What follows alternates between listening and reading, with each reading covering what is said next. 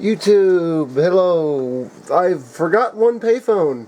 My oldest one. This is the 3-slot payphone. It's a Northern Electric from Canada. And I'm going to show it off real quick. This will be the last payphone video unless I get another one, which will be kind of cool in the future. It takes, here's the keys it takes. Old style. And you will notice it does not use the T-handle T-key tool. This top key is the same for all the Northern Electric 3-slot payphones.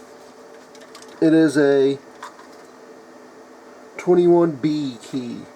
Now you notice right off, when I took that off, there's not a whole lot in there. This is where you plug your phone line in. I actually had to modify it. Your ringer is down here. And all the network components are in that, which I made that box, the little black box there.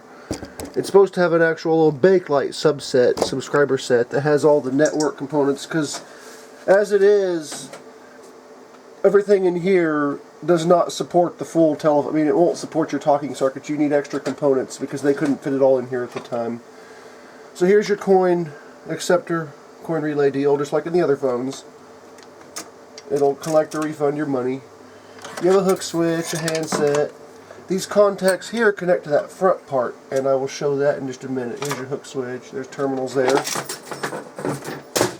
Oops. Honestly, the front part is really the most interesting of this phone. And here it is. This is all your coin acceptor, coin stuff. This solenoid here is your 5-cent solenoid. When you put two, I forget how that works, but it releases them all at one time for like, because I think the calls back then usually cost 10 cents. So you put 5 cents in, you got to put another 5 in, obviously makes 10, and it releases at the same time. And this is not what you hear when the phone rings. That is something completely different, and we'll get into what that is.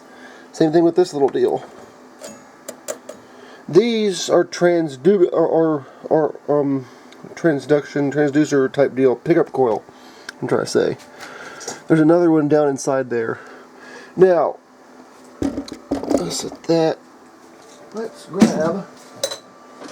Oh, I came unprepared. We gotta go over here and grab a quarter, a nickel, and a dime. Show how this works. Okay, we're going to put the dime in first. Now listen. If you saw, it went right through here and struck that bell twice. The quarter, I don't know how well you hear it. You hear that kind of ding noise, that was the quarter tone. Here's 5 cents. There's a nickel. Now see, that relay stopped it. You put 2 in there and it'll release it. Nickel just dings once. So that's how that works. Now what that's for is the operator on long distance calls would come on, and she would say, okay, if you've been on there for a minute and say you had to put in 15 cents. You'd put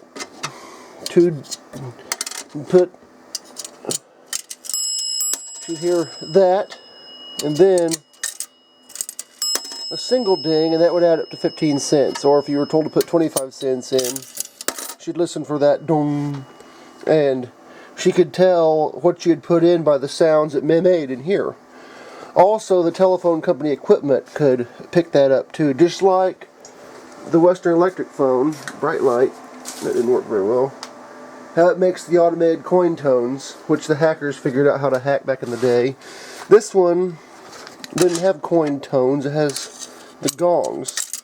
So that stops you from getting a 5-cent call, because the way these would work, when you put the money in, there's a little trigger down in here. Hits that trigger, that opens the switch in here, which allows your call to actually go through. When you only put 5 cents in, it holds it until you put another 5 in, then it'll release it and you'll hear it ding twice. But So yeah, that's how that works. And here's the contacts that those contact strips on the right hook to.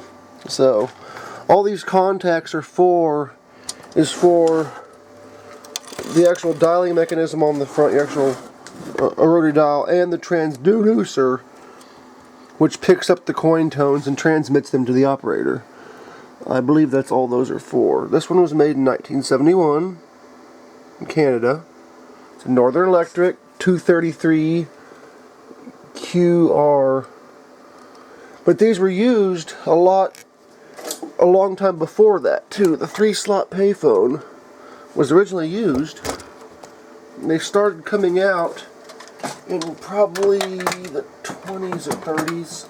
And back then, they used the separate transmitter and receiver, just like the candlestick phone right there. And the transmitter would have been on the front and the receiver on the side. So that was the earlier ones. Then in the 30s and 40s on up, they used the handset like what we have now, although it would have been an earlier one. So the 3-slot payphone has been in existence for quite some time, and they started phasing them out roughly around the time this one came out in the early to mid 70s in favor of the single-slot payphone, which I've showed in an earlier video. Hopefully you enjoyed this. This will probably be the last payphone video. And at 6 minutes and 35 seconds, yeah, this is going to be another good one to upload. So, thank you for watching. Hope you enjoy.